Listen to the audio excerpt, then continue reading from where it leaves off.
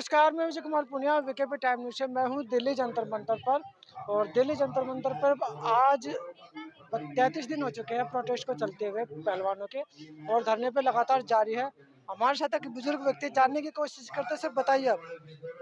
मैं रोहतक से हूँ। मेरा नाम धर्मवीर नांदल है। रोहतक से आया हूँ। किस लिए आए उधर आप? देखिए, बहुत बड़ी बात मैं आपसे कहूँगा आज। मुझे 10 साल से कैंसर है और मैं बेड के ऊपर रहा था। मुझे नहीं पता कि कौन सी शक्ति, क्या ताकत हमारी इन बहनों की, हमारे भाइयों की, जिस तरीके से इनके ऊपर अत्याचार हो रहा है, जब जुल्म हो रहा है, मैं सुनते सुनते सुनते सुनते जब मेरा कलेजा भर गया, मेरा मन भर गया, देखा कि ये सरकार कर क्या रही है, इन लड़कियों के खिलाफ, हमारी बेटियों के खिलाफ कर क्या रही है। तो मेरे से अपने बेड पर लेटा नहीं रहा गया और मैं वहां से उठ के सिर्फ यहाँ इनके साथ देने के लिए, इस लड़ाई के लिए मैं आया हूँ और मैं इनका साथ दूंगा आखिर तक। नहीं, आप साथ तो दे रहे हो, लेकिन न्याय कैसे मिलेगा? बात तो न्याय की आती है ना, आप तो साथ खड़े हो। मैं न्याय की बात भी आपसे कहूँगा। पहले मैं एक और बात कहूँगा आपसे कि जहाँ मैं खड़ा हूँ इसके सामने 7 जंतर मंतर का ऑफिस है। यहाँ मैंने जिंदगी के 30-40 साल गुजारे। मैं इस ऑफिस के अंदर जनरल सेक्रेटरी रहा जनता पार्टी का, चंद्रशेखर जी के साथ। लेकिन मैंने जिस दिन उन्होंने अपना इस संसार को त्याग किया, चंद्रशेखर जी ने, मैंने उनके पीछे खड़ा होकर कसम खाई थी कि अब मैं किसी भी सोशल काम में, किसी पार्टी में, कहीं भी नहीं जाऊंगा। मैंने छोड़ दिया था और मैं बिल्कुल घर बैठ गया था। उसके बाद आज पहला दिन है जबकि मैं इस लड़ाई लड़ने के लिए, मैं बीमार होते हुए भी, और उसके बाद मैं आया हूँ। मैं किसी पार्टी वार्टी का आदमी नहीं हूँ और मैं लड़ूंगा आखिर तक, जब तक मैं जिंदा रहूंगा। मैं इन बच्चों के लिए मैं लड़ाई लड़ूंगा और मुझे विश्वास है कि अगर हम एक हो जाएंगे और यूनिटी हो जाएगी हमारे अंदर, तो इनको इंसाफ मिलेगा। किसी के अंदर ताकत नहीं है कि जो इनको इंसाफ ना दे पाएंगे। सवाल सिर्फ यूनिटी का है, सवाल एकता का है। और हम इस टाइम पर दिन एक हो रहे हैं। मुझे पता है हर कौम का आदमी, हर धर्म का आदमी, हर स्टेट का आदमी अब आवाज उठाना शुरू कर दिया है और एक होने की बात कर रहे हैं। इस बात को कितना सच मानते हो? देखिए, बात सही है कि आज हम यहाँ 15 दिन हो गया, हम भी यहाँ पे पहलवान बेटियों के समर्थन में, अपने बहनों के समर्थन में है। क्योंकि प्रधानमंत्री तो उनको बेटी बना के मना कर दिएगा और देखने तक नहीं आ रहे हैं। आज 33 दिन हो गया, लेकिन ये देश की बहन है, हमारी बहन है। और बहन को जब तक इंसाफ नहीं मिलेगा तब तक ये जंतर मंतर की धरती पे जैसे वो सड़कों पे पड़ी हैं उनके साथ रहेंगे। और सरकार से, प्रधानमंत्री से और अपने देश के सुप्रीम कोर्ट से मैं अपील करना चाहता हूं कि इनको न्याय देने का काम करे। यहाँ पे लाखों की तादाद में जनता आ रही है। देश के लोगों को परेशान किया जा रहा है प्रशासन द्वारा। क्या उनको परेशान किया जा रहा है? यहाँ पे जो भी लोग आ रहे हैं, आराम से आ रहे हैं, चेकिंग हो रही है, किसी को कुछ कह ही नहीं रहे पुलिस वाले। आप कह रहे परेशान किया जा रहा है। नहीं, आपको आपको शायद जानकारी नहीं है कि प्रशासन द्वारा काफी टॉर्चर भी किया जा रहा है। यहाँ पे लोगों तक को हाँ, तो आने वही नहीं जानना चाह दिया रहा जा हूँ, क्या टॉर्चर किया जा रहा है? कुछ मना कर रहे हो, धक्के मार के भगा रहे, क्या कह रहे हैं? रहा। बहुत सारे लोगों की हमारे पास शिकायत आई है कि बोले यहाँ पे आने नहीं दिया जा रहा है। और इस प्रदर्शन को कई इनकी मीडिया है जो कि सुबह सुबह आ जाते हैं, दिखाते हैं। हाँ, जो गोदी मीडिया, वो सुबह सुबह, क्योंकि 10 बजे से 5 बजे तक परमिशन है और सुबह सुबह सब खाली रहता है, सफाई होती है यहाँ पे और उस समय खाली रहता है। तो गोदी मीडिया जो है उस समय दिखाने का काम करती है। और मैं प्रशासन से बोलूँगा जो कुंभकर्ण की नींद में सो रहे हैं वो जागे और पहलवान बेटियों के हक के लिए आगे आए, उनको न्याय देने का काम करें। देखो, न्याय तो हमेशा कोर्ट से मिलता है, सड़क पे कभी न्याय मिला आज तक?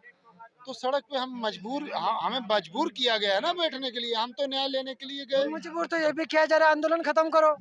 अरे भाई, हमको न्याय दे दीजिए, हम आंदोलन खत्म कर देते हैं। यहाँ आपने मजबूरी की बात करी ना, कि मजबूर किया जा रहा है बैठने के लिए। थोड़ी ना है। यहाँ देखिए, यहाँ गर्मी बहुत ज़्यादा है, यहाँ सड़क है, यहाँ टेम्परेचर इतना ज़्यादा है कि बैठने में भी हालत ख़राब हो जा रही है। यहाँ कोई शौक नहीं है किसी को बैठने का। ठीक है, प्रशासन आगे बढ़े, बृजभूषण शरद सिंह को गिरफ्तार करे, और नार्को टैक्स के लिए भी हमने बोल दिया है। बोल दिया, उन्होंने भी बोल दिया, ब्रिजभूषण ने भी। क्या बोला मेरे बृजभूषण? को नार्को टेस्ट करो और सबसे पहले खिलाड़ी को करो। क्यों देर कर रहे हैं, क्यों देर कर रहे हैं? आज प्रेस कॉन्फ्रेंस की है, उन्होंने तो बोल प्लीज दिया ना। प्लीज सुन लीजिए। आज 3 दिन हो गया प्रेस कॉन्फ्रेंस किए, बजरंग पुनिया जी बोले कि भाई हम लाइव नार्को टेस्ट करवाना चाहते हैं। तो सरकार आज 3 दिन से क्यों सो रही है? आगे आए, आगे आए, नार्को टेस्ट करे।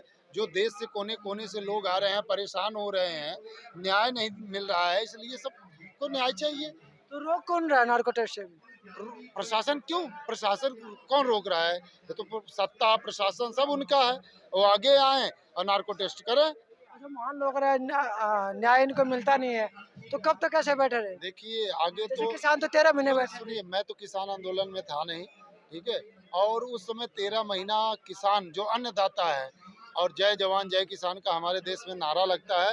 अब बॉर्डर पे भी हमारे अपने भाई, हमारे घर के ही लोग बॉर्डर की रक्षा करते हैं, और हम अन्नदाता हैं, किसान हैं, पूरे भारत को भोजन देने का काम करते हैं, और दोनों का शोषण करने का प्रशासन काम करती है। और दोनों का यहाँ पे हम देख रहे हैं, पेंशन के लिए फौजी लोग भी बैठ गए हैं धरने पे। ये क्या चल रहा है?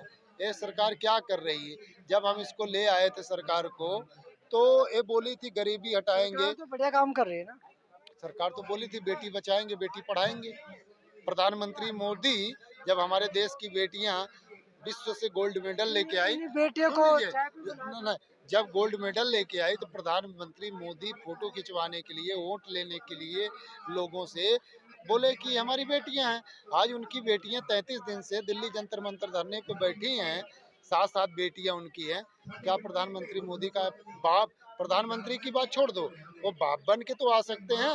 हाँ, और प्रधानमंत्री बन के आए तो अपनी बेटियों से भी माफी मांगने का काम करें, उस देश की जनता से भी माफी मांगने का काम करें, और ये जो कुंभकर्ण की तरह सो रहे हैं, इन निद्रा को तोड़ने का काम करें। 28 तारीख को क्या करोगे वहाँ पे न्यू पार्लियामेंट? 28 तारीख को, हाँ अभी तो आपने बताया ना, नारी का सम्मान, बीजेपी में बहुत बोलते हैं ना, नारी का सम्मान होता है। तो हाँ, हमारे देश की राष्ट्रपति जो प्रथम नागरिक मानी जाती है, राष्ट्रपति, अभी हमने कल मीडिया में ही देख रहा था, मुझे तो पता नहीं 17 भाई, पार्टियों ने मन रिजेक्ट किया ना। सुनिए, मैं नहीं जानता, मैं तो कल देखा था किसने रिजेक्ट किया किसने नहीं, क्योंकि मैं यहाँ जंतर मंतर पे हूँ और मैं देख रहा हूँ। थोड़ा सा देखा था तो ये पता लगा कि संसद भवन का उद्घाटन प्रधानमंत्री करेंगे। ये जायज है? ये हमारे देश के राष्ट्रपति द्रौपदी मुर्मू जी हैं, जो कि एक नारी शक्ति हैं, उनके हाथ से होता तो हमें भी गौरव, अपने आप को गौरव महसूस करते। नारी का हक हर जगह क्यों मार रही है सरकार? क्यों मार रही है? आप बताइए, क्यों मार रही है? कहीं नहीं, 28 तारीख को सावरकर का भी जन्मदिन है। अजी, सावरकर का जन्मदिन 28 तारीख को। अच्छा, तो बीजेपी सरकार क्या दिखाना चाहती है? सावरकर में और प्रधानमंत्री का उद्घाटन में हमारी तो मांग रहेगी कि राष्ट्रपति द्रौपदी मुर्मू द्वारा सांसद का कराया तो कार्ड जाए, छप और चुके हैं ना। हमारे इस पहलवानों के अपना जो प्रदर्शन चल रहा है, इसमें देश के कोने कोने से आने वाली महिला शक्ति से जिस दिन वहाँ पे उद्घाटन करेंगे, उसी दिन हम घेराव करने का काम करेंगे। मैं शिवसेना समाजवादी का लेबर सेल अध्यक्ष अमृतसर पंजाब, कुलदीप यादव मेरा नाम है, और भारी संख्या में पंजाब से भी नारी शक्ति यहाँ पे आएगी और सांसद का घेराव करने का काम करेंगे। 4 प्रयास हमने कर लिया, चारों प्रयास हमारे अभी विफल गए हैं। मोदी जो कुंभकर्ण की नींद सो रहे हैं, प्रशासन जो कुंभकर्ण की नींद सो रहे हैं, मेरा अपील है कृपा करके जाग जाएं। प्रधानमंत्री हमारे मोदी जी धृतराष्ट्र ना बने, उनके पास आंख है। मोदी जी धृतराष्ट्र है। भाई, कौरवों की सभा में उनका राजा जो था धृतराष्ट्र था। भरी सभा में द्रौपदी का चीर हरण हुआ, उसमें गंगा पुत्र भीष्म पितामह थे, गुरु द्रोणाचार्य थे। आज बृजभूषण शरद सिंह गुरु द्रोणाचार्य तो है नहीं, हम गुरु द्रोणाचार्य बहुत महान थे।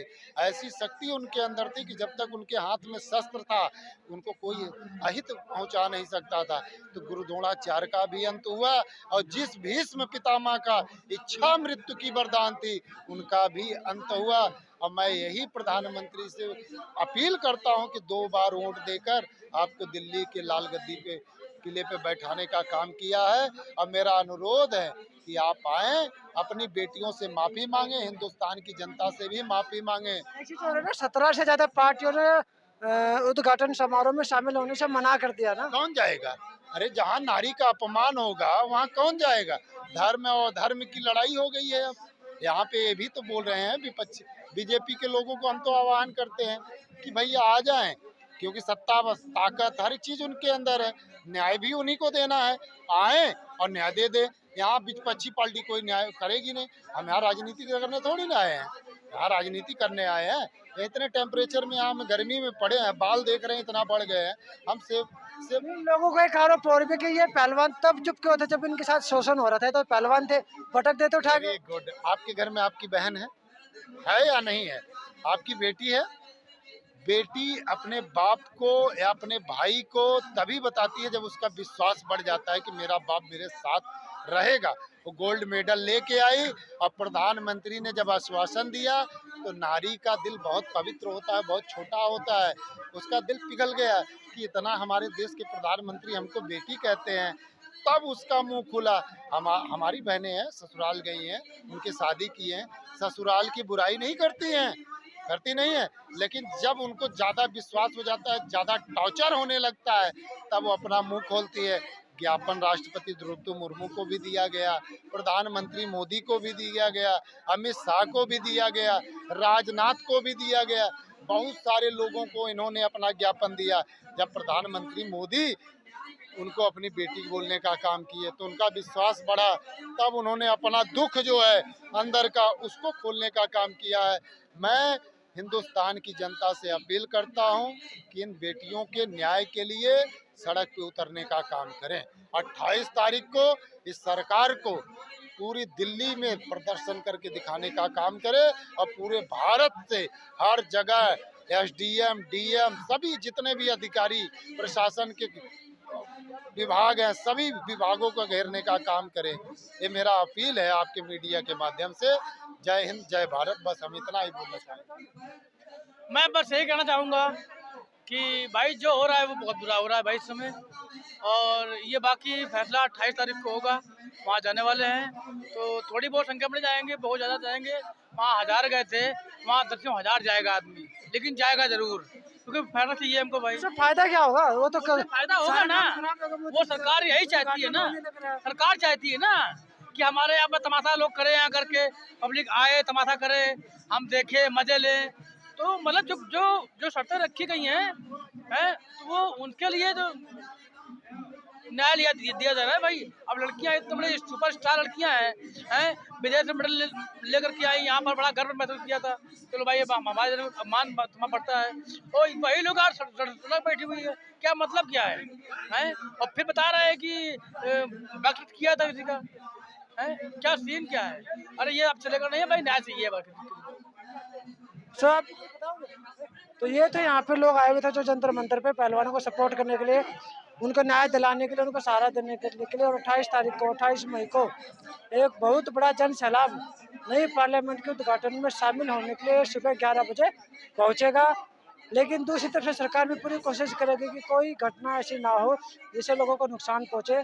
तो मैं विजय कुमार पुनिया, विकिपीडिया न्यूज़ से मुझे दीजिए इजाज़त। धन्यवाद। वीडियो को शेयर कीजिए, लोगों तक जरूर जरूर जरूर पहुँचाएं।